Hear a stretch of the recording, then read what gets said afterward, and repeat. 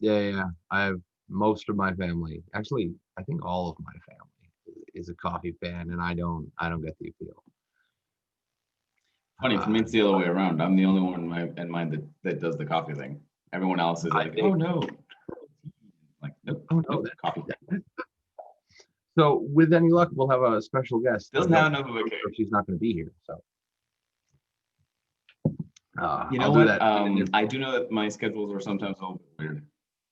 oh, that's okay. No worries. So Well, travel and this is actually a topic that I. go That's ahead. right. Travel, and of course, style games are the West Marches, which are both things that people want to make fun and idealize, but that are very poorly defined in most rule sets that I've ever seen. Because I here's the agree. thing: role playing games are criticized. Role playing games are criticized for that. They're called the games where a 3 week excursion Right. is just is done in a second, whereas a 6 second fight is done in an hour. Right. That's and in no small So part that's it does have D&D because Dungeons and Dragons is at its core a combat simulator. While it's true it has three pillars always, and 5e goes out of its way to mention the social and the exploration one, it provides you the most math and rules. If you count up the pages in the book, the majority of the pages in that book are designed to support combat. If you go back with just one edition of D&D, never mind further than that, you'll find that the social and exploration pillars are talked about a lot less because 5e is the first edition that's gone out of its way to go, oh yeah, there are three. And that's not D&D's fault per se. Um, it can never really change its roots too much without avoiding the you've changed your well, identity argument, which is silly. The table is whatever you decide it is. But anyway, so a lot of D&D slows down to bullet time in combat. Honest advice: don't travel, skip it, throw it out, don't do it. Try go like well, that's hand the camera. But if what you're looking for is travel, then we can do that. well. Here's the thing. Hmm. I believe that you can make anything interesting if the point of it is to make it interesting. Because yeah, if you can skip travel, for sure. Who wants to say, well, you walked? Roll another d12 to see if something happened. Nope, nothing happened. You walked. Well, roll another d12 for the other hour. Well, you walked. Of course, that is absolutely terrible. However, if you make it a plot point that something happens during that travel, then again, you're going just directly to the next scene. You're just having to have that scene mid-road. Right, Make sense? right. But yeah, you don't actually have to you don't actually have to simulate the exhaustion, or you don't actually have to simulate anything like that, especially if there's not going to be a pre-planned encounter. And that's the thing, pre-planned. Because Exactly. random encounters, why would Go ahead. I'm sorry. well, I don't know about your take on random encounters, but I have not been able to make them work in favor of people's enjoyment of Mhm. the game. I've been able to massage them to not being terrible, but I've Right. never been able to say to take them to a point where like, oh yeah, we rolled something and we're gonna get a random encounter. This is gonna be awesome. Never had that reaction. Yeah, I don't. So it's weird. I never roll on a random table ever. I pre-plan that, handpick that, right? But they're still my favorite books to buy. They're still my favorite thing to buy because there's so much inspiration in a random table because they're going to categorize Well, a someone good thought book. about those things. Yeah. Yeah, a good book of random tables is going to offer you a whole bunch of them broken down by specific. Like I've got a book over here that's 20 results of what the roof is made out of. That's really fun. We talked about that one once. Yes, That's a correct. good time. But Which I'm never actually gonna like roll on that while we're waiting. And for those of you who are older and watching this and going, well, I grew up on random tables. Okay, okay. I'm not saying you can't roll on them. Certainly not. Everybody's way is different. But do it before the players get there. Option A, so you're you saying guys do it as walk part for of an the hour. prep work for the session. Right. You option A in real time. You guys walk for close to an hour. Roll dice. I got a 17. That means da da da. A goblin attacks. Option B in real time. You guys walk for almost an hour and goblins pop out of the bushes. That second one is faster. It's the exact same end result, and that second one is faster because you rolled before everybody played. True, and it does become a planned encounter, which means that you can also seed it with plot points. You can actually seed it with Right. items that you actually want to give them. That sort of So situation. I for me, agree. travel presents an interesting conundrum if we're actually going to, do it. If we're going to role play out travel, it's weird. On the one hand, I love a campfire scene. I love the player's opportunity to bond, but that works better when you deliberately put them through the ringer first. When they fight and they fight and they fight, and maybe they have a rank or two of exhaustion and they're tired. They don't have any potions anymore, and they really need to lean on each other. And sometimes it works better after they just did, after they were outmanned and outnumbered and that sort of thing. The moment in the action movie where like the two guys that hate the two cops that are stuck together that don't like each other. Rush Hour. The great moments from Rush Hour. Great example. Great And example. Chris Tucker come together. Those happen after the fight is over. After Chris Tucker goes, yeah, you know what? You were all right, I guess. And Jackie Chan goes, yeah, hey, thanks, man. I guess for an American, you're all right. And they go, man, and they kind of bond anyway. The problem with the table is in the movie, that's the downbeat. We went up, up, up, down. It was positive. Correct. It had less action. At the table, the downbeat is when your players are shopping, walking, really when they're doing anything other than risking their lives. They're humans at a table playing a character. They probably have some downbeat going on in their brain all by themselves. They're probably at least partially focused on something else. But if we're going to do travel and we're not going to deliberately plan it out ahead of time to be part of the overarching narrative, then it can't be combat, because then the combat ends and we're right back to travel. Right back to the exact question he was at. So for me, I always found that non-combat encounters ranging from there's a merchant with a broken wheel, you help him out. At some point, you end up in a town that has that merchant. He gives you better prices. You find an old busted temple that's in bad repair, and even if maybe your players get involved and they shine it up, maybe they don't. But either way, you can organically populate the world with myths and legends. Maybe they find a big ass obelisk or a gravestone that talks about an ancient hero of the land. Well, every real place has myths in it. Cover your world in them.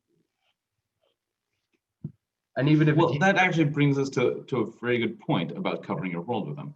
So travel inevitably consumes in-game time, even if it doesn't consume time at the table, because again, we can skip over it. But it's unreasonable to believe that if you go from one city to another, you'll find nothing along the way and nothing of interest. So again, putting in that obelisk, putting in that temple, putting in that gravestone, and otherwise, how do you decide if they find it or not?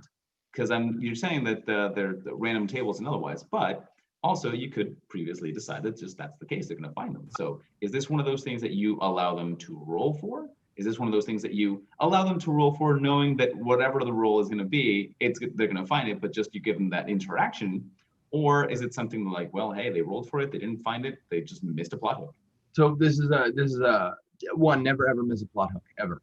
In response to I have a different response for the rest of the question. But if it's important, shove it at your players. If it's important if it's important enough that missing it would throw off the plot, don't. If it's information they're gonna get from an NPC, they find he was off in the street fort and they go that way instead and they end up in civilization. Well, now it's on a letterhead somewhere.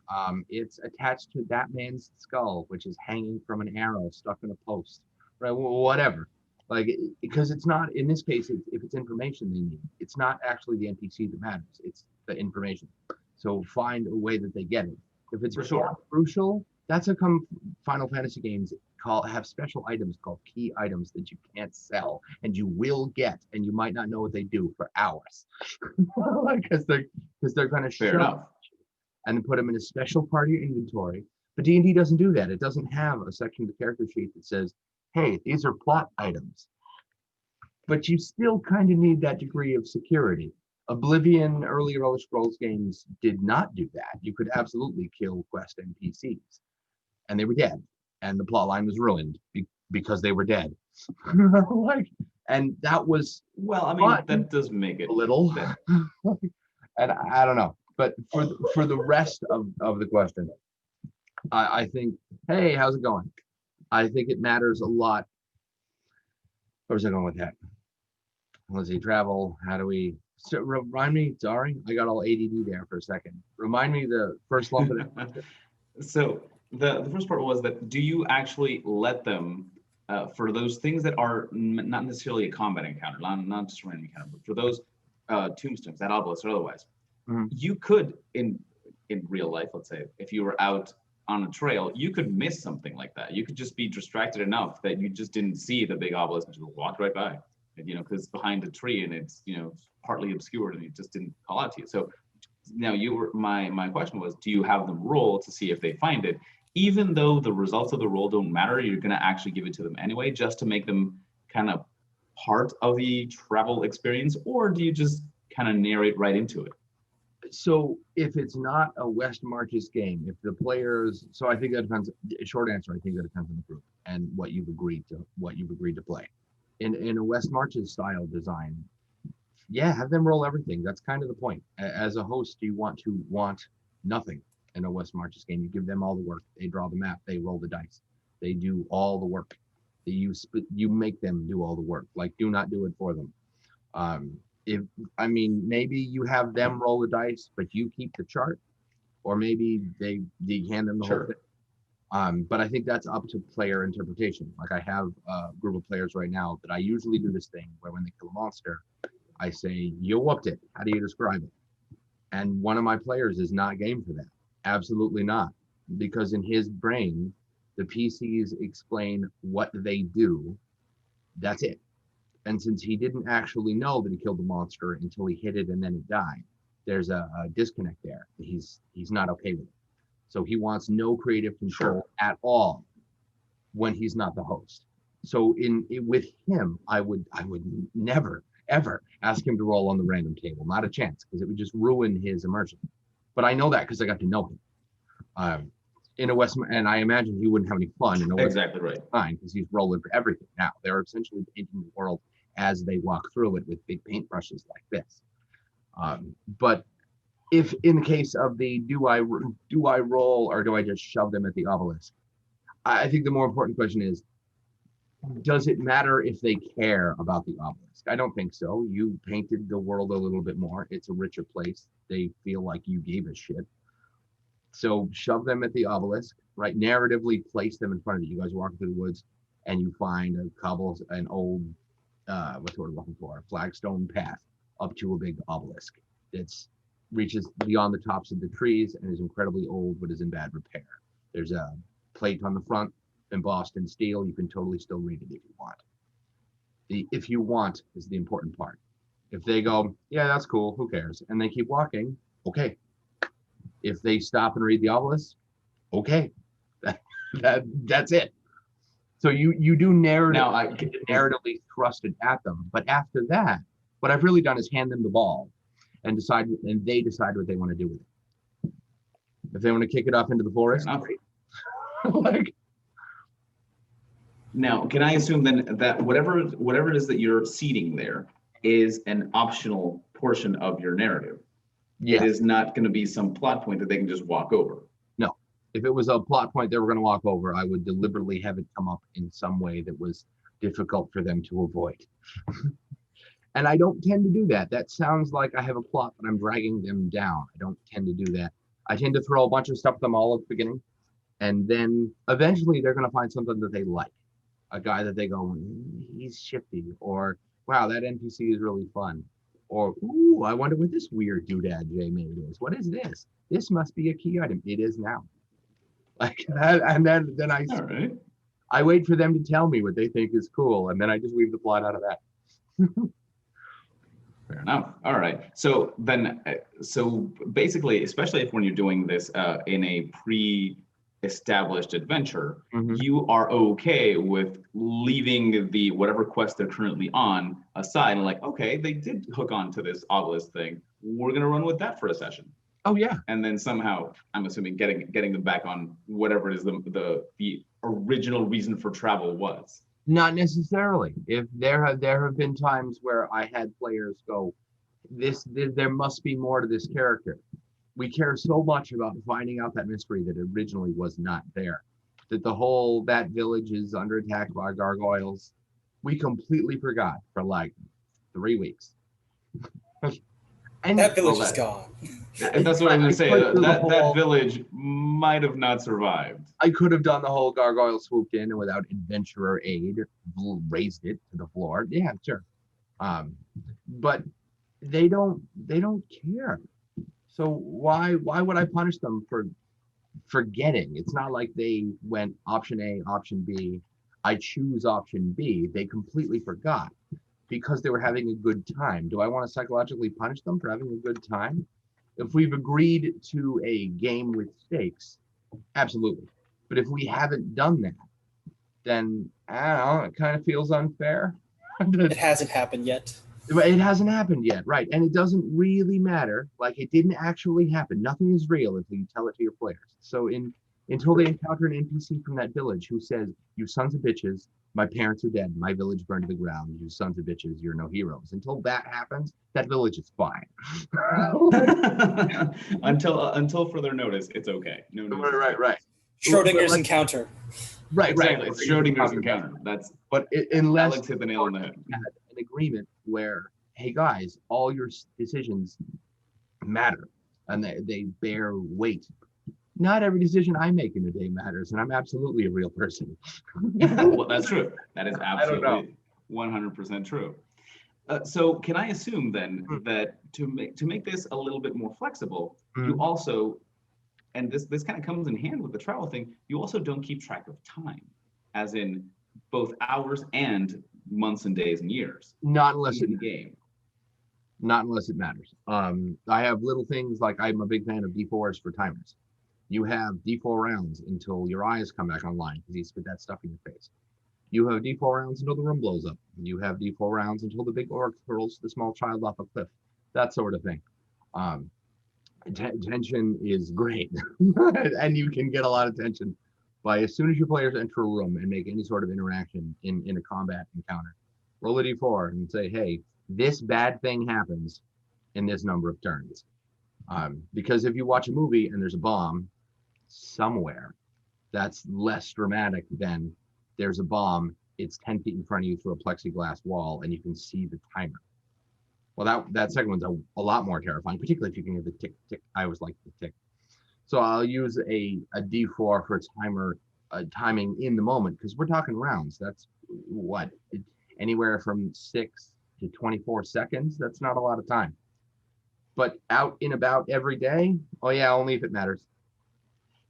If you guys have 3 days to get to the village, otherwise, because the bandits are holding them hostage and they're like, "Hey, we want to be taken seriously. We want a party of adventurers to come and face us in 3 days or less, or all these people die."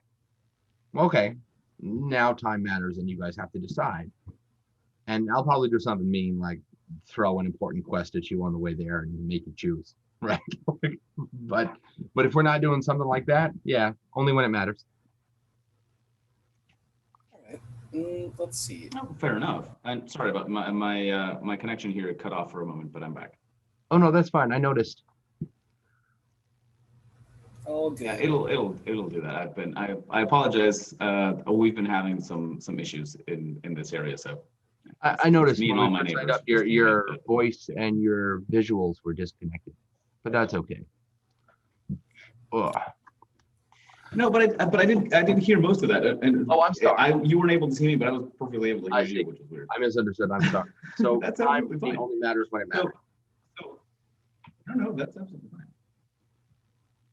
No, and I agree to do so. Now, here's the thing that I like to do. This is simply because I watched a little bit more of the online videos about how to DM well and otherwise before the first time I stepped into being a DM. Excellent. And one of the things that came up was a video, I forget which was, keep track of time, because if your campaign goes on long enough, eventually the characters are going to age. So you don't have to keep strict track of time as in minute by minute, but do keep track of actually if they do a long rest, well, a day has passed. If they do this, well, that's happened. So have a calendar, which you can use a normal real world calendar, or you can use one of the fantasy calendars that are available. It's absolutely fine. But keep track of it because as time goes by and your characters level up and otherwise, they'll also age, and maybe if they actually do decide to do some running a business or doing some downtown activity between sessions or otherwise, you can actually see that on the time scale. But the downside to that is that if you are keeping track of time, then everything has to kind of fall in there. You can't just leave the town that you were going to save from the gargoyles for 3 months, because there's no reasonable way that the gargoyles who were about to attack waited 3 months. Right. As soon as you start, So it's I mean, there's some granularity there. I'm, what am I, 32, 31? And while there is and now I remember that I'm 30, I think I'm 32 because my birthday happened not that long ago. So, and I can remember the last one. But everything that happened in between, in that 365-day span, not all of that really mattered. Not all of it made me, a more refined adventurer, right? I'm not sure you need to bean count all the time. And I ran into something earlier that I had never really considered. I mean, I had, but not with that label. Somebody suggested that verisimilitude, which is a really fancy word for internal consistency, isn't necessarily good. And I hadn't really stopped to think about that before, because there are aspects of life that simply aren't any fun, and we skip over them in things like TV. No one ever watches Iron Man go to the bathroom. It's boring. Nobody cares. Like, nobody watches Iron Man asleep unless he's about to be under attack.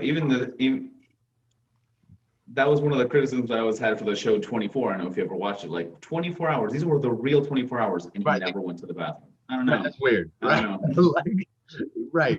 You're gonna zoom in that close. So that means that when he was in that final scene with the bad guy, he was holding his pee. You're like, That's why he was so angry. Right. That's why he was so mad, right? There were no bathrooms in the show anyway, like in the whole city. No, actually, that's not. But no, I got a point. Okay, fair enough. Now, for a couple of the uninitiated, what I don't know that everyone knows is what is a West Marches style game, because I have to admit I know conceptually what it is, but I've never played one. So I actually, if you want to go into a little bit of detail on that. I actually had to look this up in an attempt to, I don't know what just happened on my webcam. Focus, blasted thing. I'm not sure. Phalanges, dancing phalanges. I had to look that up in order to pin down the definition. So because the internet, argues. There's my deep quote for the day. The internet argues. But like the dude abides, but mine. Better get him. It sounds like most people agree that West March's design is, you've got your 4 players or whatever, and there's like 10 or 14 characters, and you just pluck the one they want when they want. Like, there's a large cast of characters, and there isn't necessarily a player to go with each of those characters. And they kind of play whoever, whenever.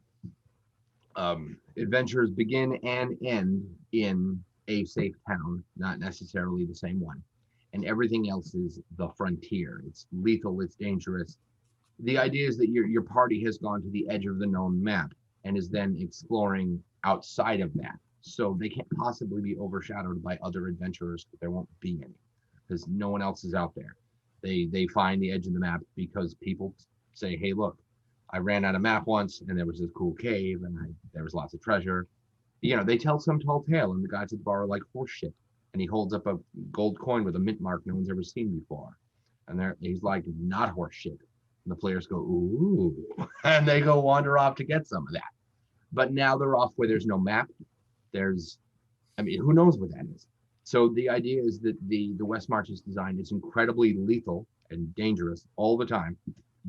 But the town, wherever their frontier town is safe. Don't ever attack that more than they can totally handle. Maybe once in a while, maybe. But the point is that they're on the fringes. But by default, yeah. Right. The point is that they're the fringes of their world, and then they go beyond that. So they're absolutely on their own once they're out there. And the idea is that it travels to main focus. There's no plot.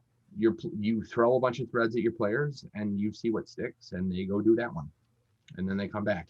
There's no plot. Travel's a major part of it. And almost every example I could find of West March's design that other people pinned down was you have them draw the map. and maybe you have them roll on the encounter table if there's an encounter table. You put as much of the cartography, map making, world recording work on the players as they will take, because you want them to be absorbed in the charting process, because that's what they're doing. They're charting more of the world, like Wild West. Okay. And that, Yeah, while that literally, sounds you're moving terrible to west me. to see what. Yeah. Say again. Yeah, just exactly that. You're populating. You're moving west. There's no reference to where you're gonna end. If you find a river, great. If you don't, you might just die of thirst. Right. That sort of thing. And you make things like Okay. starvation and that sort of thing a major concern. Treat the avenues of risk involved with uncharted territory as palpable as possible. Well, now here's the only thing that I found different to what your explanation of the West Marches game is, that it's not that there is a roster of characters for the player to choose from, is that there is a roster of players and they don't all have to play at once. So whatever player happens to come to play that day, those are the characters that are going on this particular one expedition or that sort I of thought it might be that way. I wasn't really sure. I've never. And it could be either way. I mean, here's the thing. It could be fun either way, because as a player, sometimes you do want to kind of like, I'm done with the fighter for today. Just for today, I want to be the wizard. Or just for today, I want to be the cleric. That sort of thing. So if you do have a roster of pre-made characters who inhabit this particular world, then yeah, that could be one way to do it. The only downside to that, or what I would say, is that let's say that you have a couple of safe towns and character wizard goes from this town but ends up in this town, and that's where that session ends.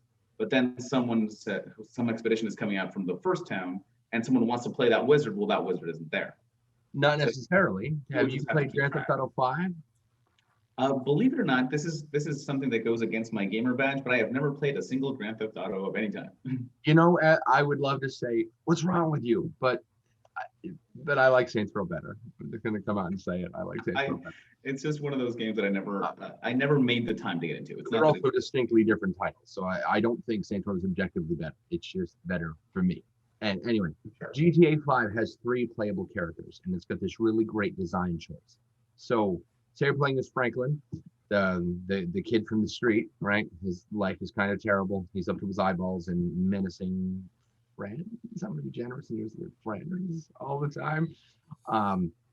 And then you in real time, you just push a button and now you're Michael, who is a retired thief and lives wealthily. Like, he lives nice. He's on this big elevated hill. He's got a trophy wife who does not like him and is cheating on him in his house. Like, he's got problems, but money is not one of them. And you go run off as Michael and you do your thing. And you're like, hey, you know what? Every character is a thing they're really, really good at. Franklin drives. Michael shoots. I forget what Trevor does. Goes insane. Bad choices. Right, bad choices. He's real good at bad choices. So you're like, you know what? I'm currently playing Trevor. I don't want to make bad choices right now. I'm going to go play as Michael. He made a bunch of good ones in the past, or he wouldn't have all this money. That's really not true. It's a GTA game. But you push the button and the camera shoots up into the sky, and when it comes back down, you're playing Michael. But he didn't just stand where you left him. He might be playing tennis right now. He might be in a gunfight. He might be doing who knows what. Because once you switch control out of a character, the game has them all go off and do their life anyway without you. So if Charlie's playing the wizard from town A and he ends his adventure in town B, and then everybody else wants to leave from town A and Charlie's not here today, and they want to play the wizard, who's to say he didn't wander back? In theory, he's a living entity, whether or not Charlie is controlling him at this time. In theory, anyway. So I think we're going to have to firmly establish that for this sort of Westmarch style game, whichever option you choose, whether it be having a roster of characters that the players can choose from, or having a roster of players with their own character or otherwise, I do believe that it is important not to keep track of time, so that you can be flexible enough to say, now during this session he's already back here. But how did he get back here? I don't know. No one played that part of that adventure, and it happened in some amount of time, but it doesn't really matter. Yeah, and when players, that happens a lot. You can get experience and practice with that when players don't make it to a session because they have a dentist appointment or something. And the rest of the party is like, well, what happened to what's his name's halfling bard? Well, you guys turned around and he wandered off into the forest. And when he comes back, you have to come up with a reason for why he's back too. He hops out of what's his name's backpack. He's been asleep the whole time. Like, just come up with And that was I didn't notice the extra weight. He's just you know was what? there. Because he's halfling. Well, once, if particularly if he's, if the backpack is hanging off of one of those Goliath guys, he won't notice. Like, that's an extra 40 pounds. Like, Why are we even spending money on tents? He can sleep in a backpack.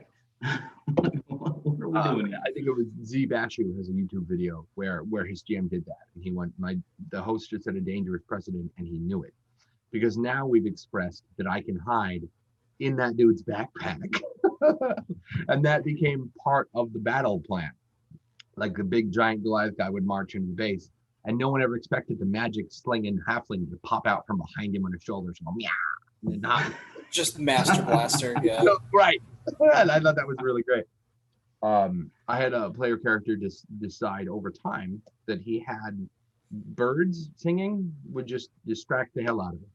So whenever we spent a lot of time in a forest, like a lot, like 6 months in one forest, and he had a lot of family obligations, so he continually broke off and had to go do something and not come to play more often than anybody else. Fair enough. So I found myself coming up with excuses for why his character was unavailable more often than anybody else. And I asked him to get in on it. I said, hey, if you can't be there, that's okay. The table should never be an obligation. What is your character doing? And in the beginning, he's a new player, so it was increasingly wacky and weird. And then he eventually settled into a pattern. When I saw a bluebird I've never seen before, and it, warbled, and I couldn't help myself, and I followed it into the woods. It's a tiny little bird. Those are big ass trees. I'm gonna get lost.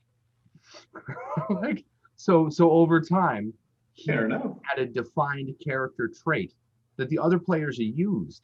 They eventually had like whistles made that sound like that bird, so that they can find him. They can essentially draw him to them no matter where they are. They get separated. That's actually a creative. That was a pretty good solution, and it doesn't take a lot of time at the table. It's just like, oh yeah, you pulled out your whistle, and this time he did come, and now we're all here. Yeah, it was a whole quest too. Like they had to capture one of those birds because they had to make sure, like they had to. I mean, I've never made a whistle by hand. I don't know how hard that is, but to get a very specific sound, I don't know. So we made a whole quest out of it. They had to go find like a fancy whistle guy who was retired and for whatever reason didn't really take jobs anymore. So they had to do a favor for him first and then go capture a bird alive and not hurt it in any way for fear they threw off the sound it makes. It's this big that was really hard to do. First to catch and then to catch without hurting it. Like it was a whole thing. Finally, a use for Earthbind. Exactly. Sweet Earthbind. So you have to think, how expensive was this guy selling his whistles that he can retire? Like, I don't want to make another whistle. Like, I'm done with that. I've got the money. I'm living the sweet whistle lifestyle. I mean, I didn't think of that. They didn't ask. He made griffin whistles for the cavalry riders of Waterdeep, and right. That's actually not bad. These are top shelf whistles. Right. You got some wyvern calls to scare away predators. Oh no, it's a wyvern looking for a mate. Good luck, kid. Oh crap. That is hilariously good. But no, you're absolutely right. So there's always ways to finesse it. Now, the thing about map making, and any good GM will tell you, is that it takes a lot of time. It does. It takes even if you're not drawing the map and making it pretty, just deciding where things are and saying, okay, well, if they go from here to here, this is the town that's this far from here. Are there mountains? Are there roots? Otherwise, it's a time-consuming thing. It's very enjoyable. Don't get me wrong. I love map making. I will spend an afternoon making maps and not notice that the sun has gone down. But as a player, you're not really, at least I don't think that we have the table culture of having a map person at the table, having a cartographer at the table. It's very old school to have, the caller, the map maker, the that sort of thing. Those are roles that as players we don't have anymore. Right. And I'm not entirely sure that players would find it easy enough to do that the session wouldn't be a slog. So if you have any thoughts on that or how to make it work. So for I me, think- I don't know how well you can see this, but I'm really fond of this map from ICRPG. There's a bunch of little details here. You've got names of regions and forests and that sort of thing. What you don't have is there's a little thing at the bottom where it has, a dotted line with 2 bars and it says 50 miles, and the idea is to match that up. But apps like this, I think, are great because if you took that bar away, there is no sense of scale at all. There's just Right. landmarks. That's it. You're done. What more do you possibly need? Put this in front of your players, and they go, "Ooh, what's that? That's a giant cliff that's big and flat and bigger than all the others. That's a castle so big it's on the map." And it takes up the majority of an island. It's got to be something. Like, There's got to be something there. Like, you put a bunch of visuals in front of them and you let their brain dance around in big circles, right? And they get all excited. And now if they want to go explore after that, you have all the wiggle room in the world. Maybe that castle is like the entire island, and that part in the front was actually gone for emphasis on the beach because it's the only place you can land. Who knows? sure, Right. sure. Yeah, you can make that up on the fly. Sure. City It's just a streets are fun. flotilla lashed together. Right. Yeah, it's actually a whole crap ton of pirate ships just roped together. And it's not an island. It's just, 50,000 boats of people with too much grog and sharpened swords. Right. Who knows until you get there. It could be definitely so. Yeah, Alex was gonna. Yeah, so like kind of in that point of like scale of distance, Mhm. I've never run a West Marches game. My goal is to run one set in the Underdark with kind of like a sunless sea type setting. Ooh. And the starting town is like run by Drow with like a intelligent phase spider, and they are trying to create like a map made out of like a orb web or something like that they update with a thing, and they give like a little spider to the players, and then they make the map of the Underdark, and they're trying to map it all out. Oh, And that's so- very cool. but So then like the town would be the tower, and then they'd have the ship, and then the players are like, hey, this person's not here, cool, they're below deck, they're working on the ship, they're going to be helping it keep That's moving. cool. Here's a That's question. an easy solution. Sure. Yeah. In this situation where they're in the Underdark for, in theory, the entire campaign, or at the very least Yeah. a large portion of it, how do they measure the passage of time and their bearings? They can't see the sun. Yeah, that's the fluid part. I would probably do something similar to like a weird, like give them a clock, give them like a free magic item that functions as a clock. Maybe something akin to A sundial on a timepiece? like those candles with the wick that has like an avatar where they have the candle with like the explosive bit of wick, and then every hour it goes pop, or every half day it goes pop, and then at the like 24-hour mark it goes pop pop. That kind Here's of a thing. question. Have you considered not doing that? Yeah, Think about yeah. how much harder it's going to be for them to chart the uncharted if they don't have something that they can Let them figure it out. Let them figure out how they're Yeah. going to keep track of time. I mean, Or they can use like Druidcraft, like they might need someone that has Druidcraft to like tell them the point of time, or Right. something like that. Like, if you can't, could be. and you don't have to go into fantasy world to experience that. Get a job where when you go to work, the sun hasn't come up yet, and when you get out of work, it's already gone down. Like, you'll lose your sense of time. I've had a couple of those. Right, and it sucks, right? Like, the Guy Scandlers, who runs the YouTube channel How to Be a Great GM, you'll know because he goes, "Hi, my name is Guy." He's really great. I love that guy. Anyway, he had a job in Japan where he sat inside of a building, and the windows were like blocked out for recording light and all that sort of thing. So he didn't really know what time of day it was for months. Like, and that sounds awful. Because even if you have a watch, if you don't feel the passive time, it is horrible. Right, even if you know what time it is. Right, if you don't actually feel it, what's right. Yeah. And if your players, somebody asked me once, my players are, I'm going to form the labyrinth. How do I keep them from just knowing where they are from the sky or whatever? Because I don't know, if there's one of them's a sailor. I went, Yeah. take the sky away. Put the labyrinth inside a building. Have the hinges go up so high they can't really see the sky except for little bits this big anymore. Like Well, yeah, the original Minotaur's Labyrinth in the myth is an underground labyrinth. Right, exactly. And that's one of the reasons why no one can ever escape it, because they lose all bearings, for sure. Right. All the walls and the floor look the friggin' same, and you can't see the sky. And right, in theory, the only being in there that knows the way out is the Minotaur. And I never really understood why he didn't just leave. They actually, so part of the myth is that he doesn't leave because he's continually fed. Sure, yeah, I know, but I feel like he's a giant friggin' Minotaur. I understand that this is essentially a delicate social agreement. You keep feeding me, I don't come out and slay your people. Not quite. So think of it this way. You never know how big you are if you don't have a reference to compare yourself to. Maybe that Minotaur thinks of himself like, okay, well, things that are small enough for me to catch come in here. So why would I leave? Because out there, maybe there are, things that are, maybe I'm the small one in the outside world. He doesn't know. Maybe they've run out and the, Kingsguard have all gathered and there's like 40 dudes with spears. And he's just like, nope, I'm going back in. Good point. It's like, get back in there. And they're like, all right, I'm can't kill all of you. Here, why risk it? Like he tried it once, again, they nearly destroyed him, and they're like, they just dragged him back in there. There's never been a lion in there. There's never been anything else in there. So to the best of his knowledge, all he knows is his relative size to the things that he eats. But he doesn't know, like, well, if I'm this big and I eat this stuff, if I go out, I have no idea if there's a bigger thing that eats me. Right. Maybe there's, the great granddaddy Minotaurs who lost a horn once, right? And he's just had enough, right? And there's a myth. It's a character in a cyber in a world that had more technology in it. He had what is essentially a light bulb. One of his horns had been damaged, so he just shaved it off, hollowed out, and shoved a torch socket in there. Oh, nice.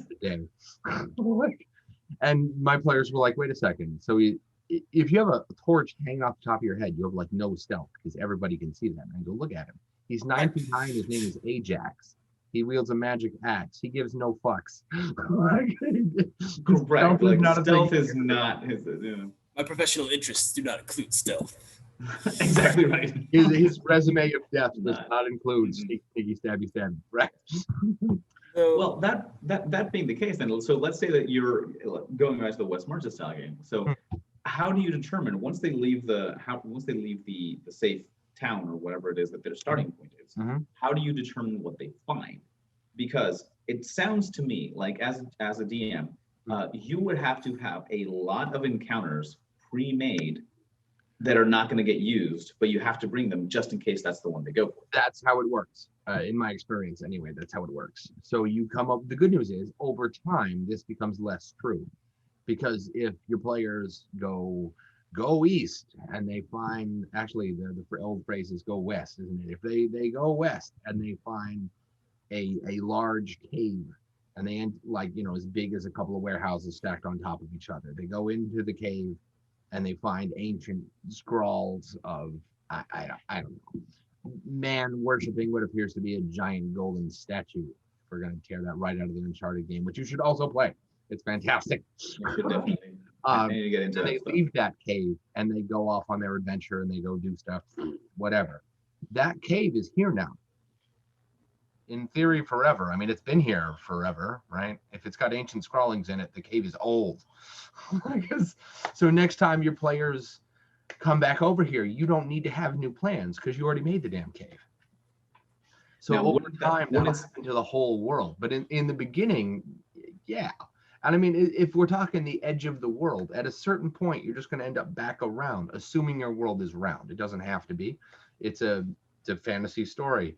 I had one once that was essentially an elongated cone, like a funnel, attached to another funnel from the bottom. And that was a lot of fun and difficult for them to visualize. So we went to different points. That's actually not bad. So the distance from one point at the top of the cone is shorter if you go around than if you get closer to the equator. It was For and sure. gravity didn't exist on the sides. The tapered down side. So it was, if you had a funnel with the big end on the top and a funnel on the bottom that had the big end on the bottom. So the middle of this thing tapered down, right? And there was no gravity on the sides of the world. Wow. Okay. There were towns and people there. There just was no gravity. People had built lashed on, everybody was roped or magnetized to the sides of the world. And it was a huge and it was super dangerous, because if your cord or your magnet or whatever you were using to stick to the planet broke, you're gone. But almost all of the useful materials that the planet had to offer were in the middle. So, because otherwise, what's the point? What's the point, right? Why have something that dangerous if no one's going to care, right? So you put all the valuable shinies on the equator and inside that tapered middle of the planet, which is not particularly deep, and you have to be careful not to go out the other side. It was fun. It was a lot of fun.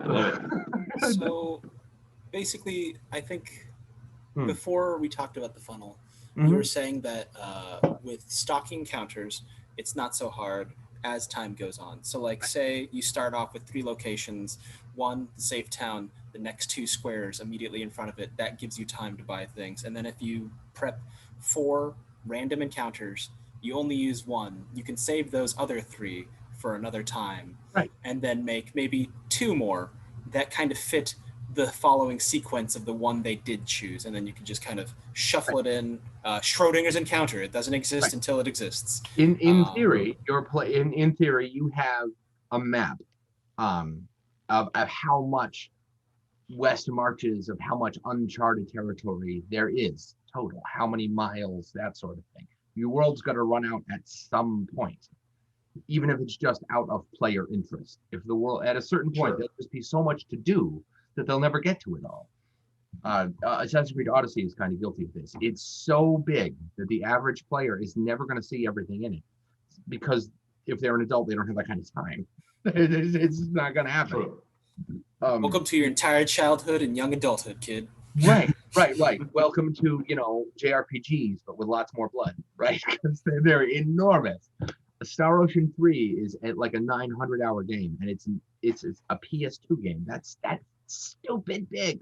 That's stupid big for a JRPG that isn't online. Like, it doesn't have the sim, because MMOs don't necessarily have an end. You can just play them forever. But Star Ocean game has an end. There's a final cutscene. Game's over. And it was stupid big. So now there's something to consider. How big, how much West March do you have for your players to work with, and how claustrophobic or barren do you want it to be? Shadow of Colossus is a great example of a huge world that has almost nothing in it. You're going to kill exactly 13 monsters in that game. That's it. And fighting them is a huge pain in the ass, but finding them is also usually a pain in the ass. You'll ride for a long time, and the game hopes you won't get bored because you're too busy looking at the map, because it's gorgeous and barren. Like, it's a visual treat to look at. And since the creatures you're fighting are colossus, they're massive, you'll know when you find one. Like when the mountain yawns, well, I found it. That's a big indicator. Sure. Now, here's Morrowind is the other way around. The island is really small, and it's packed with a never-ending supply of things to do. You can't take 15 steps in Morrowind without tripping over something to do. So if you're going to do West March's campaign, decide how big your map is. In theory, there's already a bunch of maps, the charted parts of the world that your players are now on the edge of. Yeah, somehow they got to that town. Right, that's how they got to the edge of the world in the first place. They were in the world and they walked to the edge, right? So you have decide how big your map is going to be up front, what kind of map it is. Is it round? Is it flat? Is it a great well that goes straight down through all the dimensions and then kind of comes back out the top? Like, what is it? Is there an end? There doesn't have to be. You can get all bendy. And at a certain point, you keep walking, but all of a sudden it's really hot because now you've walked right into the fire plane. And in theory, if you walk another 300,000 miles, you'll be all wet because now you're in the water plane. You decide what kind of world you have, and that'll inform how much space you have. I mean, if you want to populate that entire thing ahead of time, It's pointless because then again, But I wouldn't- then you're not doing a West Marches style game. You're just doing a sandbox in which you Exactly. already did the thing. Exactly. Right. Which is the whole point was to free you as a DM to not have to do all of that prep work. Exactly. Now, one thing does come up though, and Alex kind of touched on this without meaning to, I believe, is that how long do you make your game sessions? Because, and here's the thing, they have to end back either at the town that's safe or at some other town that's safe. So if you only have, if my games normally run for anywhere between 4.5 hours, Mhm. but sometimes, and this has happened, Mhm. an encounter has we're not close enough to the end of the encounter that I can say this happens. So like, you know what, we're going to pick up this encounter next time we come back, and then another hour in the next session, it's still that encounter.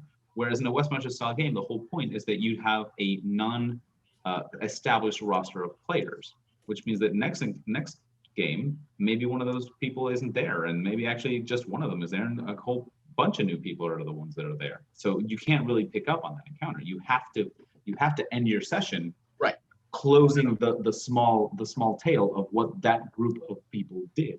One of the driving reasons West Marches campaigns and I aren't going to get along, because I'm a big fan of the cliffhanger ending, and you can't do that as easily in a West Marches style campaign. One of my last tables ended with a player character, that's an important distinction, hurling himself off of a stone cliff into the mouth of a dragon, then went snap. I had him roll for damage, and I said, I'll see you next week.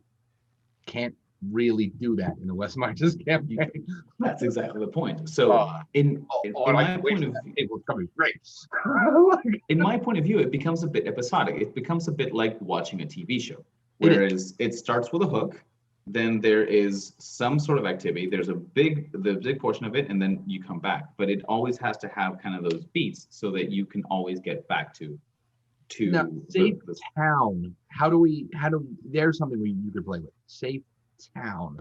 How different is a safe town from a safe haven? If your players find fair enough, a location where they're reasonably safe. Yeah, because are we suggesting that if you left, I mean, let's assume that the edge of the world is actually an edge, and there's a relatively noticeable line where civilization just ends.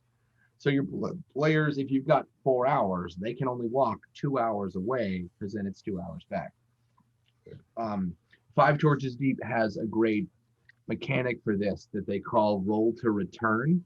Let me go find that in this book. I almost never use it because I'm not running West Marches campaigns. So here's the thing. It doesn't matter if the characters are out for a in-game week or for in-game 4 hours. What I mean is that how do you manage your session, which is going to last 4 hours?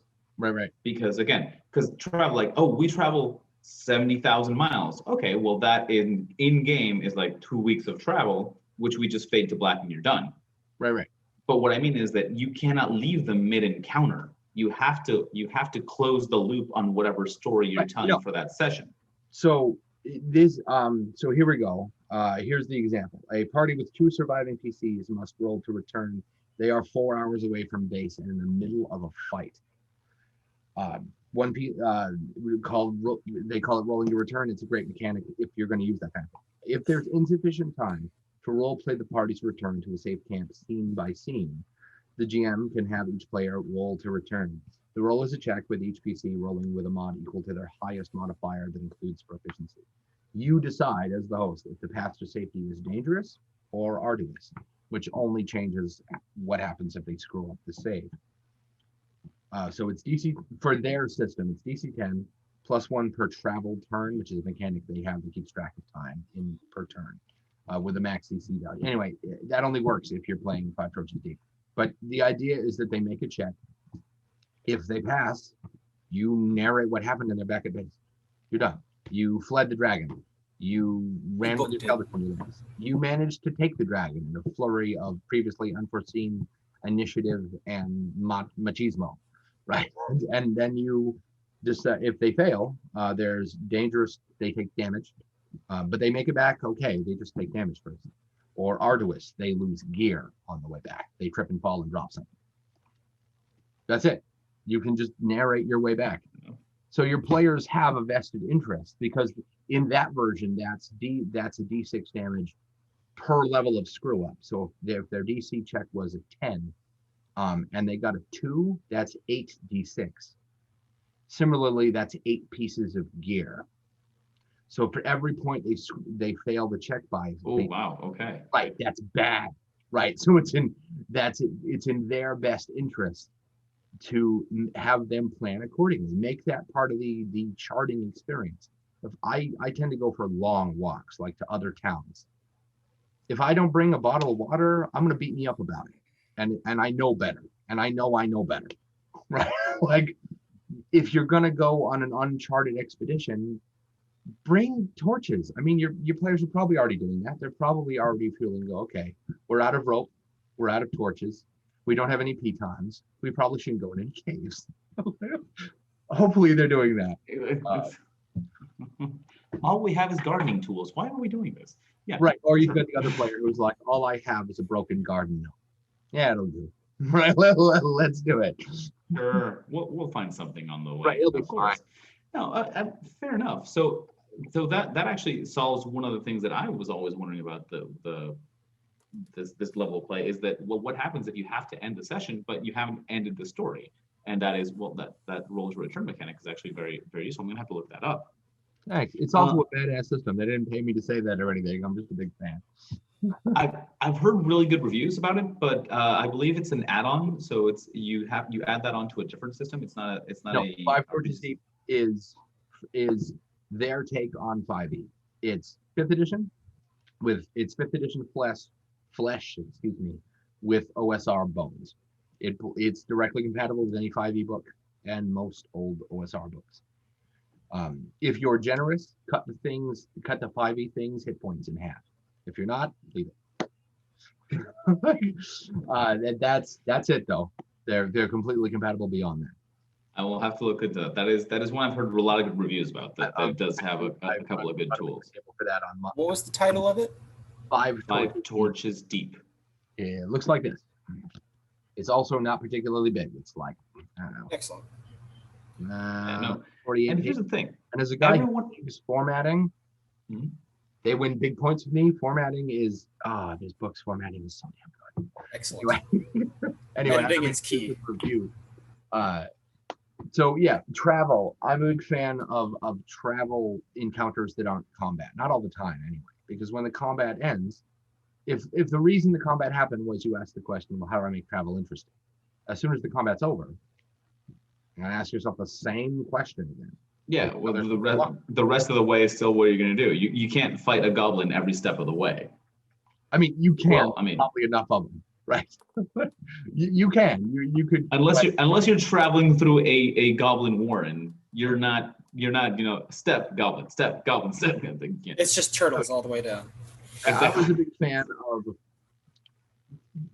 cute encounters, things that breathe life into your world. Like you guys are walking over a field in the middle of nowhere, and all of a sudden you're overcome by the smell of fresh bread. Well, crap, hopefully your players' brains will go, where there's fresh bread, there's a bakery. And when there's a bakery, there are people. And they'll, there are 2 kids lost in the woods. They're hungry, they're wet. One of them has a bruised ankle. He says, hey, my sister and I were playing in the woods and I tripped and fell. And please, mister, will you help us? Well, even if your players don't, even if they don't care and they leave that kid to just, I don't know, starve. Now you know something about them, right? Like that's a useful. They've revealed their character. Right. Now you just and if they're playing a character who goes out of the way to be a good guy, you've just generated a plot hook. I mean, if they're playing a paladin, they have to, right? They have to help that kid. Well, here's the thing, and I think we've discussed this before. At least in my games, alignment is completely just descriptive, but it changes as your actions go. And I have a little chart of if you do this thing, your alignment moves towards evil. If you do this thing, your alignment moves towards good. When I paladin, I didn't necessarily mean the class descriptor so much as how you. No, but yeah. If I was playing Spider-Man, I have to help that kid. Not because the alignment on my character sheet says I have to, but because Spider-Man would. Like I'm correct. No, absolutely 100% correct. But my point was like, and that could happen. It could still happen. You can put in a plot hook that is like, this is perfectly made. Makes perfect sense. They will definitely have to go for this one, or they'll go for this one because it makes sense with the party. It makes sense with the character, and they can still ignore it. And they can say like, I'm going to go completely against character for this moment, which is a human thing to do. We all go against character at some time. Right. And I'm like, oh crap. Well, okay then. Well, all of this thing that I had prepared, no. Let's go to the left. So I like to, sometimes I'll roll on a random encounter table, but I'll do it before we play. And I'll roll like 4 results. Like you said, yeah. Click them together and go, okay, that's an encounter, that's an encounter. But more often than not, I'll probably look at what the players and the player characters have been up to.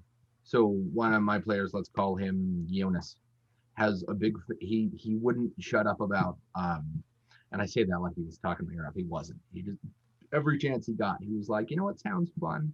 A heist would be cool. Have you seen Ocean's 11? Like he just kept just I was like, hammering the heist idea. Right, all right, fine, I heard you. like so their next encounter was their next place they found was a walled city.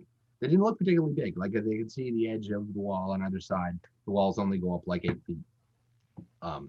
And the guard said, hey, you can't come in until you take your weapons and your armor off, and they go in this box. And they were like, excuse me? And he goes, relax. The box is magically sealed. No one's ever, in known history cracked it. It's not going to happen. I'll be here. Your stuff's safe. I'm the only one who can open the box.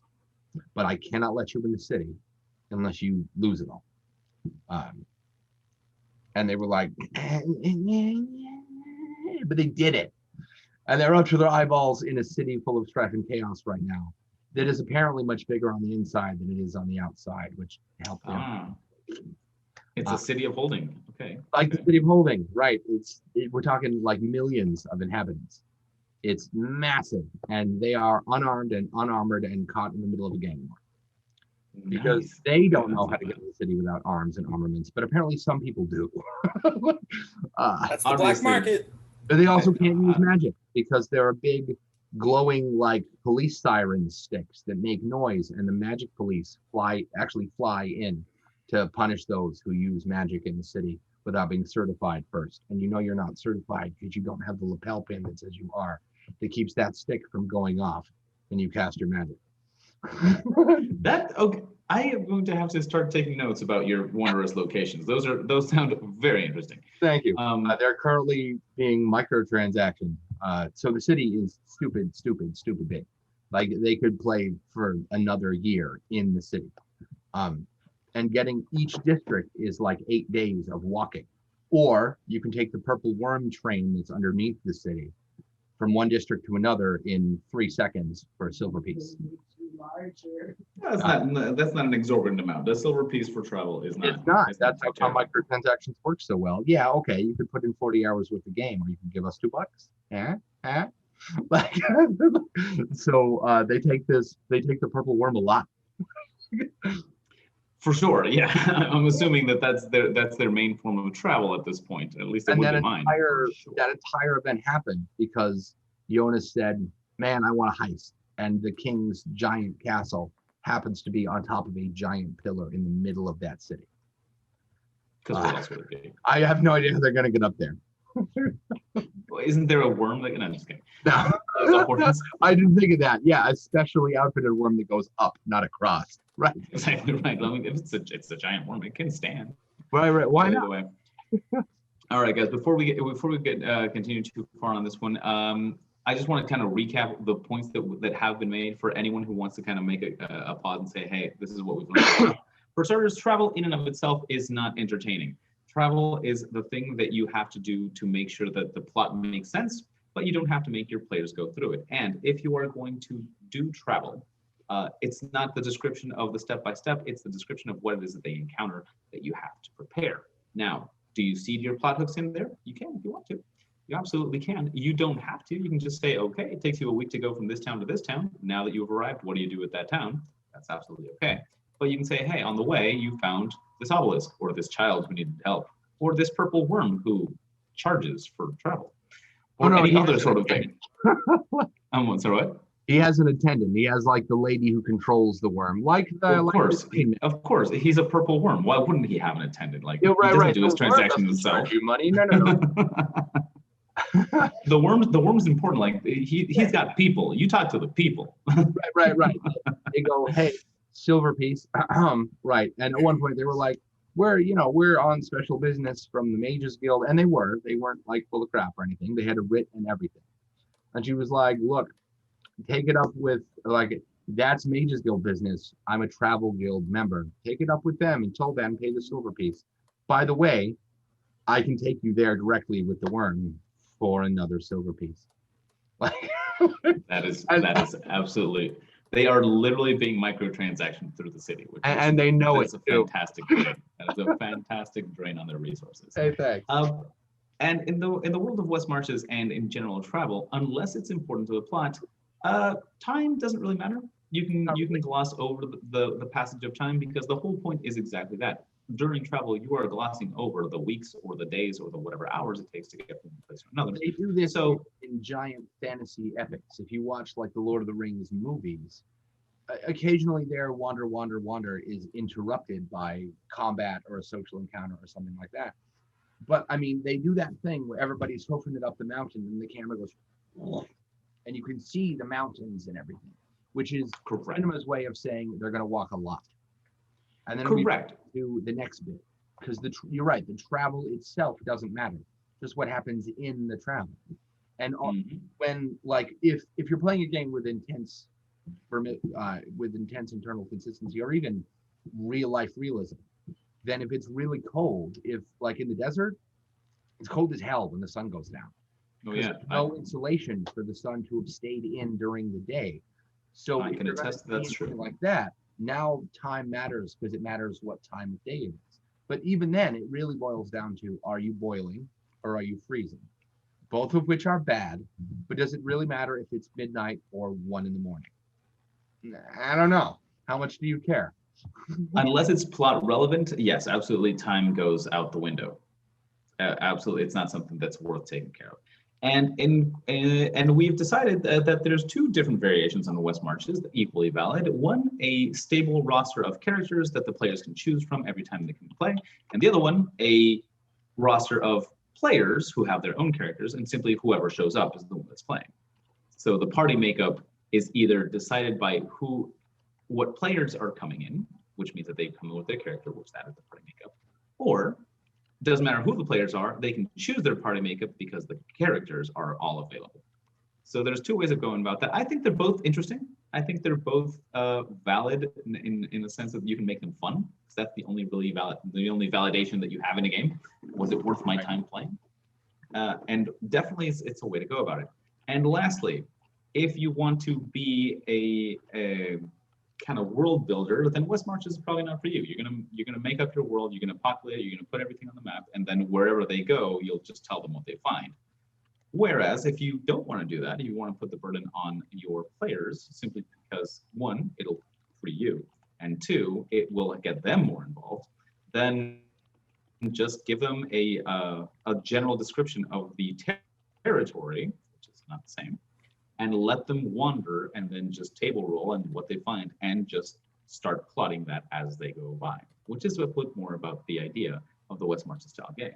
Right. It's just have the players decide what game world they're in, what is in there, to have them roll it, or maybe they can even decide like, hey, you know what? I think that since this is a town that lives mostly on mines, because whatever, then the furthest mine can't be more than 3 miles away. Let's go check it out because it wouldn't make sense for it to go 3 miles away. You can say, sure, that makes sense to me. We're in a mine. Right. That gives you, I think you've stumbled on something there that's really useful as far as specific aspects of realism. If you find an old adventurer who's, missing half of his left hand and he's entertaining a bunch of younger guys who are buying this beer to hear the story, right? And maybe glean some information out of the old guy. They're young and stupid and he's totally willing to take their money. And he's talking about how he encountered this great beast with far too many wings, and they were all covered in eyes and teeth. A couple of days travel outside of the edge. There's a great idea. Call the West Marches line. Call it the Edge. Go for it. Right. And he's, I mean, he is an adventurer, so chances are he can't be incredibly wrong about, I mean, a couple of days, could have been a week, could have been 2 days. But I mean, you get to decide in that moment how accurate his description is. How old is he? How long ago was it? Does he really remember? It probably wasn't a month though. He'll probably be able to tell the difference. My sense of time Right. is particularly good, but most people's sense of time is better than that. So if you populate that it's a couple of days travel, then in theory, your players, once they've traveled for a week and they haven't found it yet, they'll decide they're going the wrong way. Like you can start to shoehorn in the relative location of landmarks that way.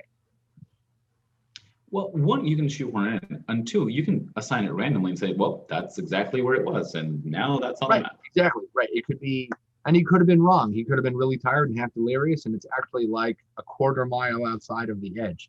It's just behind a big cliff, and you can't see it from the town. Right. Yeah, maybe he went around instead of through, and so that's why it took him, but you went this way. Right, right. For And now sure. your players get the opportunity to go back and pick on that NPC or not, maybe, be nice about it when they bring that beast's head back on a stick, right? And they still have all of their fingers, right? Exactly right. Like we didn't have to lose half a hand, and we got there the same day, dude. Like Right. You're kind of terrible. It's a good thing you retired, right? You give them an opportunity. A social encounter is born from the combat encounter, which was born from the walking. So you've got a travel that leads into a combat that leads into a social bit. And the travel is really an exploration. So from one, hey, there's a beast out there somewhere, but you don't have to worry about that because you're a milk drinker. You've got, and they go, yeah, you're on, jerk. Boom, done. You've got, you've covered all three pillars in like 30 seconds. And again, before we have to close. I can't hear you all of a sudden. Oh, I'm sorry. Your volume suddenly dropped. That's not good. No, it's just, Does your headset, Alexander, does your headset glow all the time?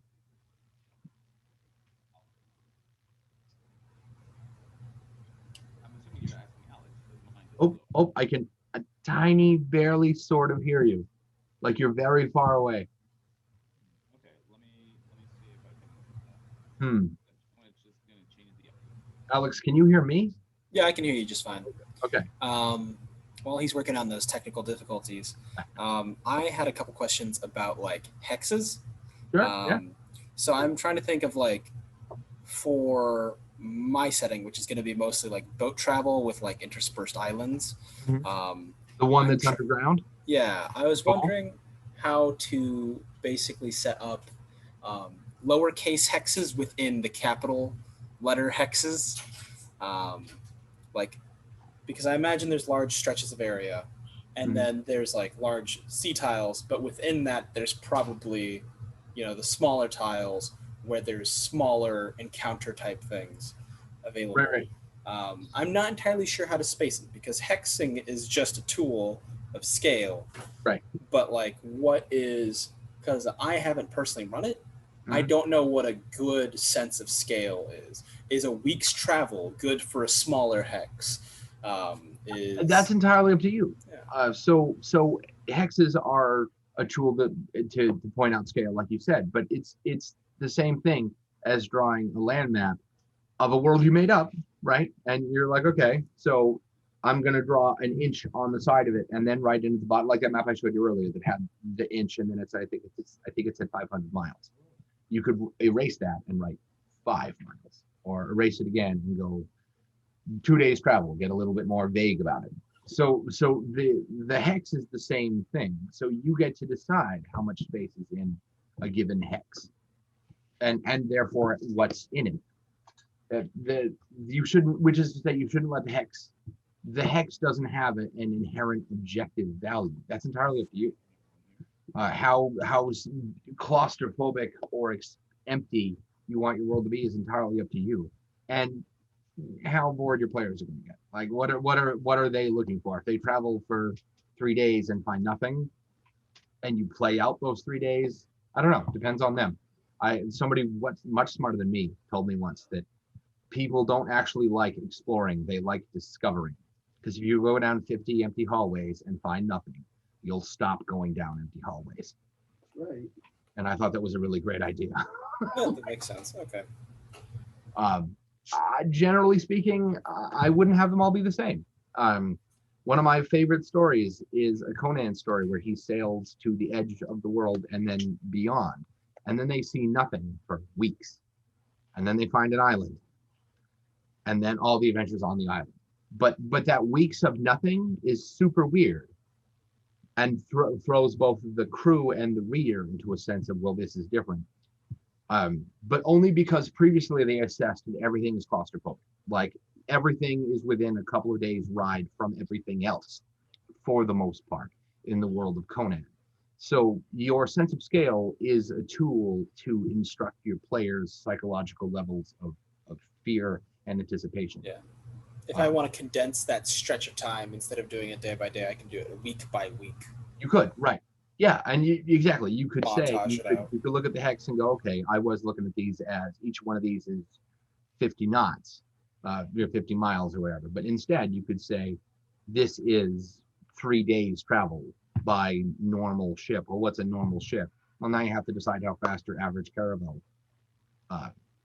pilots. And now you've got a whole nother world detail to play with. If you're going to do that, you probably want a standard of speed. What's the normal ship in your world and how fast does it go? And that'll help you inform. I mean, surely if there's a ship, if the average ship travels 45 miles a day, then that means out there somewhere there's somebody trying to make a ship that goes faster than that. There's like a Wong boat that goes 60. Right. Well, then it's got to have some sort of drawback or everybody would have that one. And the normal speed of movement would be 60, not 45. So what's the longboat's problem? Right, is it crazy expensive? Is it Charlie made and goes really fast but tends to fall apart? Like, well, what's the problem? In the Euresia setting, there's Eston has this brilliant thing called a thunder ship that is faster, better armored, and more. It's a weapon. It's hands down the most effective ship in the game, in the world for movement, fighting, and taking damage. And nobody uses them because they have big gems in them. So the ship only works, it harnesses the power of storms to move, which is cool and all. It sounds cool, but think about that. Somebody designed a ship where you have to throw it into the kind of weather that destroys ships in order for it to function. You either have to be a storm chaser or be in like a very volatile environment that's consistent. Right, it's a stupid plan. So nobody uses the thunder ship except all the drunk Vikings who swear it's the right idea. And they die constantly. Not because they fell in battle, but because the crystal on the ship took too much lightning and blew up. So if you end up with, it spun out of control there. So it's really up to you. I'd start smaller. I'd look at, what's your first encounter that you want them to have? How claustrophobic do you want them to feel? I like the difference. So Daggerfall is a really great Elder Scrolls game. It's stupid big. It's stupid big. It's an open world map. It's something like 4 times the size of Great Britain. It's a DOS game, I think it's still one of the biggest open world maps ever. Even when you hold it up to things like Just Cause, it's just stupid big. But it's also empty. There's not a lot in it. So you can walk for real world days. Like you can get up, play for 8 hours, go to work the next day for 8 hours. Like you can play that game for a month of real world time and not get from the starting dungeon to the first town if you don't use the fast travel button. But it's incredibly dull because it's just going to randomly generate a bunch of stuff that's just rocks and trees and maybe the occasional monster. You're going to get so bored. So with Morrowind, which is the next one, they overcompensated. It's a much smaller island, a lot smaller. I think it's the smallest Elder Scrolls mass to date, but it's packed with shit to do. So much shit to do. You can spend, hundreds of hours playing that game and not see the end of it. Where Skyrim and Oblivion kind of even out a little bit. It's like the difference between Fallout 3 and Fallout 4. Yes. You're just like, hey, you can walk forever, find nothing, or walk right past it because you didn't hit it at the right angle. Right. And then Fallout 4 is like, I killed everything in this room, walks into the next room. Why are you here? Right. And then once you decide how your sense of how close things are to each other, that will also in turn create a certain degree of psychological understanding in the players. If the next town, if they have a kind of an innate understanding that the next town is a week away, and if they leave here without their supplies, and I mean, they're screwed.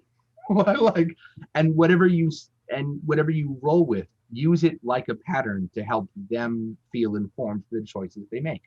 If the next town is 4 hours walk, well, they're adventurers. They're never ever going to stop to stock up and hoard supplies ever. Why would they? They're going to walk 4 hours and, oh look, another merchant. And then you've got things like that. If towns are common, the people are probably fairly common, because towns don't just prop up wherever. People build towns for a reason: a defensive position, a natural resource, running water, right? Something like that. An advanced military base that puts you kind of near your enemies, but not so near that they can just kill you in your sleep, right? People don't build collections of people, don't appear out of thin air. But if there's a large residential, if there's a large residential situation, if the king has all the merchants and everything, but he's kind of an asshole, so the people would rather have to figure it out themselves and they move away. If your players, what I'm suggesting is, if your players can't spend their money every day, that's a different question than if they can find people every day. If they can't find a weaponsmith but once a year, they're going to give a huge shit about how many arrows they have. I still can't hear you. I mean, I can, but you sound like you're underwater and far away. Faint. Hey. Better? Marginally. Right. A wee bit, yeah. No, you know what? I'm going to just have to take off the headphones. Can't do that. I don't think they might just be in low battery. So, any better? Any improvement? Yes. A little bit.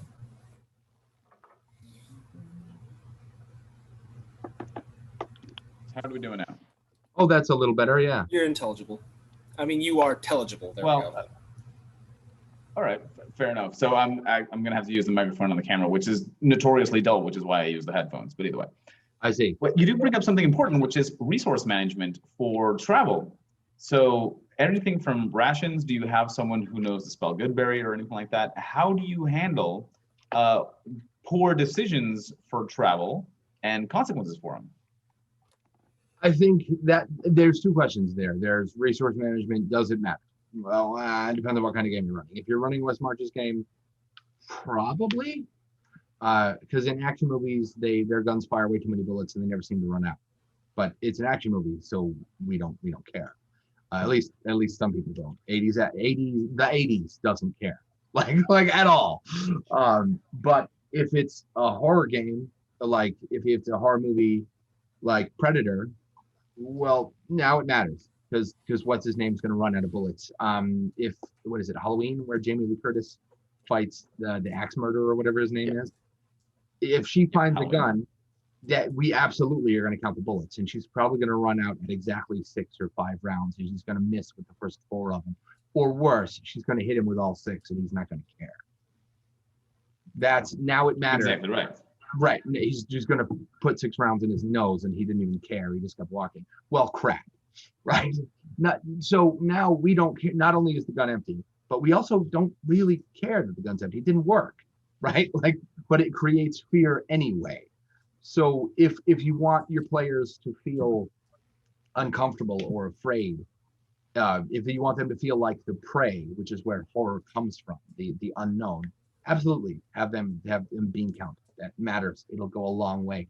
And a druid who can now make clean water whenever is wicked cool, right? When clean water is super hard to come by otherwise, maybe impossible if they wander too far from town.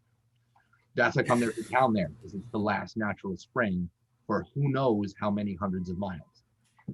Well, humans are going to wander too far from that. Any creature that needs water, which is most of them, unless your world has some very, very interesting creatures in it, which would be fun. But anyway, so first decide with your players whether or not bean counting matters to them. I have a couple of players who find legitimate joy in being counted, which I don't get. And a bunch that curl their nose at the idea that I told them to keep track of arrows, right? Like, If a utility caster gets their day. right. So first figure out if bean counting is something you're going to do and how your players feel about it. Because if it's monotony, it's ugh. But some players really find love in that. And if something isn't fun, if it is inherently fun at the table, it has to have some other important use or it shouldn't happen. If it doesn't benefit your table, don't do it. If it's not inherently fun or useful in some way, don't do it. It's not fun that your magic item runs out of charges, right? But that is useful to strategy and a certain degree of tension because you can only use that thing once a day, right? That's bean counting with a purpose. Once your players have, if it doesn't matter, Legolas never seems to run out of arrows. Like, so decide up front if Legolas, if it matters, or if he just can find another one. If he's an adventurer, we just assume he has another one. Here's the thing, and the reason why I do have my players keep track of their ammunition is the same reason that I have my wizards keep track of their spell slots. Oh, because it is a limit on their resources. Yeah, you only can shoot this many times, so you have to actually hit. Just like the wizard only has this many spells, he has to make them count. Oh, see, that's different. I don't tend to do spell slots unless the players specifically insist that I cap their power like that, and they don't. We don't normally do that. They can guess spells all day. The big risk instead is if you roll under, you could blow off your hands. All right. Counter. Yeah. Jit is a blood mage at one of the tables, and whenever he goes, "Hey guys, I got a plan," what that means is I'm going to cast a spell now, and they go, "The hell you are!" until we back up 40 feet, right? Like, because in theory he can blow them all up. He hasn't in months. He hasn't done anything meaningfully damaging. The chart he rolls on if he screws up is actually kind of light and fluffy by comparison. But they believe that, and they've seen the chart. They all have the book. I don't know where it stuns me how much fear and anticipation comes out of that chart when it's only like 10% of it can really hurt them. And first you have to roll under, and then you have to roll a specific number, one of two so you roll a 20-sided die and you see if you passed your check. And if you didn't, then you roll another 20-sided die, and individual numbers matter. Only two of them, I think it's 2 and 5, can cause meaningful damage. The rest is just minor inconvenience. So mathematically, they have a less than 10% chance of screwing up because first they have to roll under, then they have to roll a 2 or a 5. Any individual number roll in a d20 is a 5% roll. So if we take the first screw up roll and then to a 5, you're actually at less than 10% in months. Yeah, but that fear is palpable, and that goes a long way. But if you're gonna have your mages have limits like that, spell slots, brain RAM, whatever you want to call it, then I suppose it's inherently fair that the archer has to keep track of his arrows. But is it fun? D&D isn't inherently a game because it doesn't have an inherent win-loss condition. If it's not a game, then why adhere to an objective sense of fairness, an arbitrary sense of fairness, for what? I do it. Here's the thing. I do it mostly because remember that I've always worked on the maxim that limits is what drives creativity. Mm-hmm. If you don't have a limit on your arrows, why ever stop shooting? Why ever look for an alternative? Whereas if you're like, I'm 2 arrows down, and if I don't make this shot count, it's gonna suck. I better do something outside the box to make sure that next arrow actually counts. Those are whether it be positioning. I need to get the high ground or something. Right. I generally go another way with that. I generally put them in a situation where physical force just doesn't work. It's a golem. Arrows bounce off of him. You can shoot him all week and he won't notice. This bad guy is arbitrarily immune to magic damage. All of it. This bad guy is arbitrarily immune to melee damage. This bad guy gets 4 turns in a row. Why? Because he does. Because he's a monster and they cheat. Like, just I'm also a big fan of trying to make combat never ever the same ever. If your players, if they fought a goblin before, I mean, fight goblins, they're fun. but give them some weird thing that makes them unique. If you could take if you could take this monster A out of this map and put monster B in this map, and it wouldn't change anything, monster A needs more something. Most monsters don't want to die. Most things that live would probably like to stay living, right? So No, agreed. almost Agreed. nothing fights to the death. But here's the thing: resource management is part of the puzzle. Right. So it's not just that it's bean counting, and sometimes it is. Sometimes it is because if the combat is not going to be significant, one, why are you having the combat? Other than to drain the resources. But two, then you don't really need to go with that because you're going to finish the combat in 3 arrows. Well, it doesn't matter then because if you had a quiver with 20, you're for sure going to finish the combat with enough arrows. That's fine. But it does become a matter of kind of troubleshooting and resource management when you have to go an extended period of time without replenishing your resources, which is exactly what travel is. It's an extended period of in-game time in which you're not going to go buy a shop and replenish your arrows. So you have to be careful with that. In which you're not going to have, a potion of healing more than the ones that you had. So you have to be able to, combat has to be defensive, that sort of thing. So that's why I put that's why I adhere to those rules, simply because it becomes part of the challenge of travel. I agree with you there. If one of the driving uses of travel is to thin out your players, it's an extended, who knows what's going to happen, mini boss. Video games tend to have mini bosses to pulp you up before the actual boss fight. They make you, what do? Do you take a bunch of hit point damage from this guy but not use all your healing items because the next guy probably hits harder? If this is the mini boss, the boss probably hits harder than he does. Maybe not. Maybe his trick is he's got 18 times as many hit points instead. Like Yasmat in 12 is actually not that hard.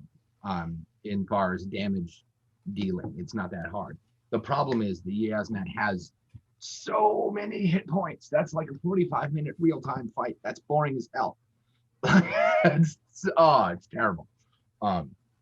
Actually, it's longer than that. It's so long, the developer put a save point in the fight so that you can save and walk away and come back later because he assumes you're going to have to. That's ridiculous. Increase the damage, lower the hit points. If any fight goes on for longer than 8 rounds, I'm bored. I don't care what it is. Speed up, make them hit harder. The longer, think about it like this: the more hit points a thing has, the longer your players have to adapt to whatever it is that it does.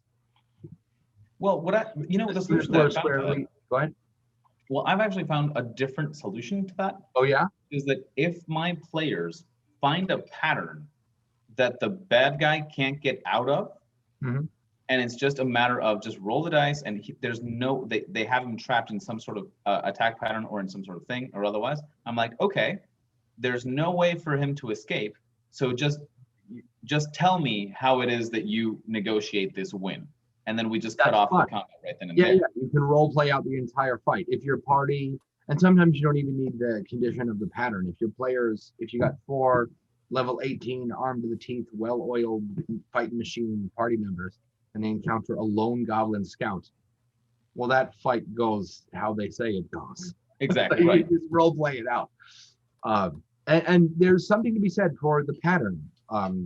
Lots of people who play the table play video games or watch movies or read books. And in a lot of those, there's patterns. If you want to take the number crunch of like intelligence and wisdom, I like the idea that wisdom is your numerical ability to, the numerical representation of your ability to adapt and know when this isn't going your way. And your intelligence score is your ability to size up your opponents. If your intelligence and wisdom are too low, then the big one's the strong one, obviously. But maybe not. Out here in reality land, there are small, wiry people who have knives and guns and martial arts who are way more terrifying than me, and I'm 300 pounds. But to a small kitten, I'm the scary one because I can crush his head into jelly by mistake. But to my mother, I'm not the scary one. That's right. Because she knows better, right? And that's because my scare me whatsoever. Right. But Random, who is a grown cat who lives with me, is still kind of nervous when I'm clunky and just bash into the house sometimes. because he's like, wait, whoa.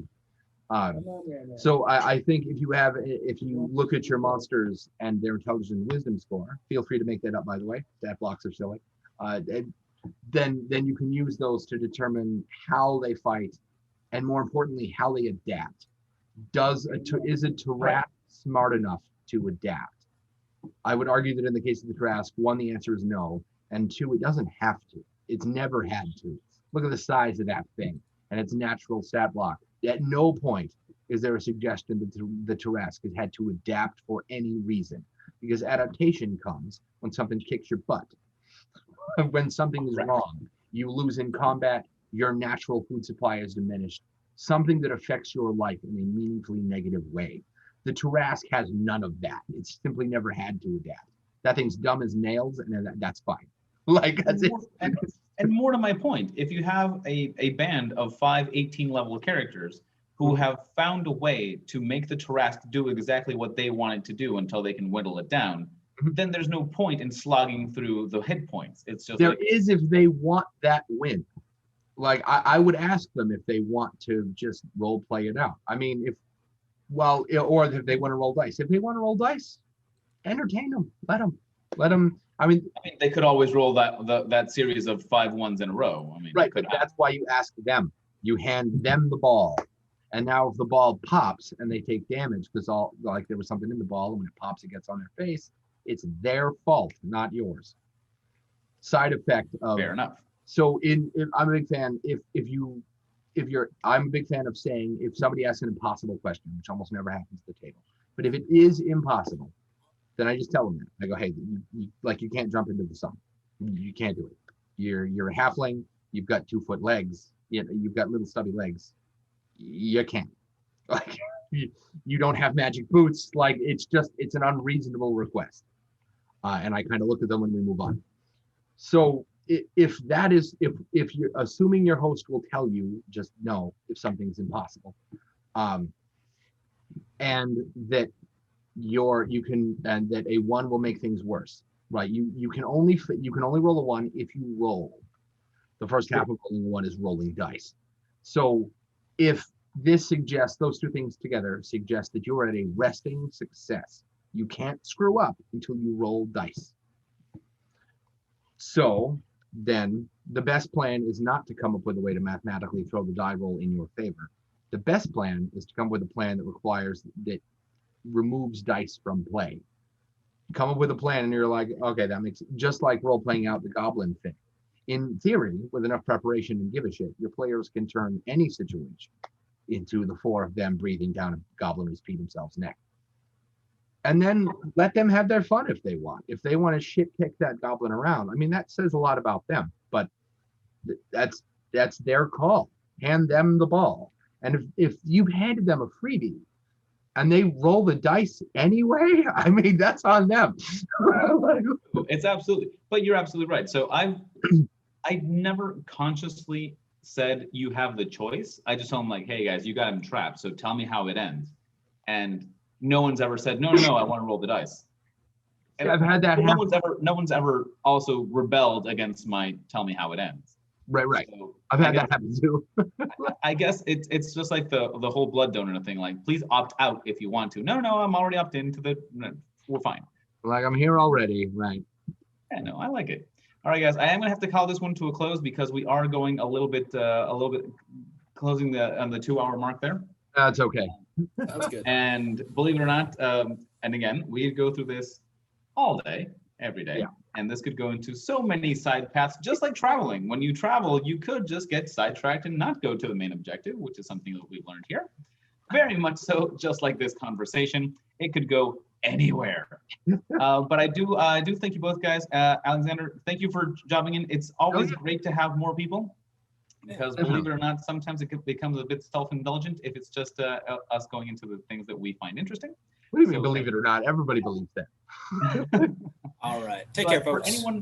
For anyone out there who is still got up to this point, I hope you all learned something interesting, and more than anything else, got an idea that you can implement at your table, whether it be how to handle travel, or whether or not travel should be a part that has to be handled, just narrate over. If you found a solution, fantastic.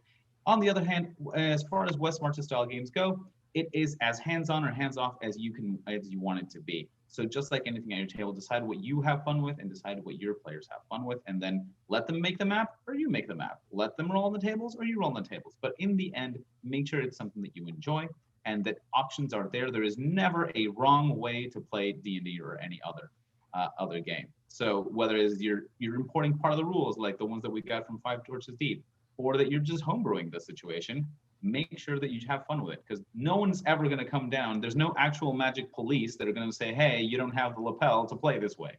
So play however you want. You didn't go get licensed to make modifications. Right. Fantastic. Nice So seeing you guys. We should do this again sometime. we Have fun. definitely should. Peace. Have a good one.